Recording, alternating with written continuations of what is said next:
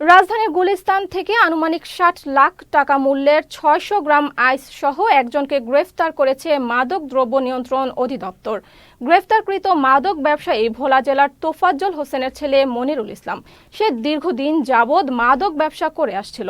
সকালে মাদক দ্রব্য নিয়ন্ত্রণ অধিদপ্তরের এক সংবাদ সম্মেলনে এইসব তথ্য জানান মাদক দ্রব্য নিয়ন্ত্রণ অধিদপ্তরের অতিরিক্ত মহাপরিচালক মোহাম্মদ ইউসুফ। গ্রেফতারকৃত মনিরুল পার্শ্ববর্তী দেশ মিয়ানমার থেকে আইসের চালান সংগ্রহ করে ঢাকা ও এর আশেপাশের জেলাসমূহে সরবরাহ করার পরিকল্পনা করেছিল বলে জানান তিনি। আইসের মতো ভয়ঙ্কর একটা মাদকের, যেটা ক্রিস্টাল ম্যাথ, তার একটা চালান টেকনাফ হয়ে ঢাকাতে প্রবেশ করতেছে।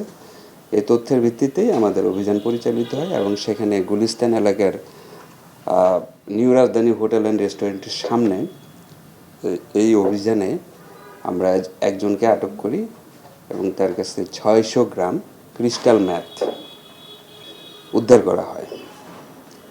আসামির নাম মনিরুল ইসলাম।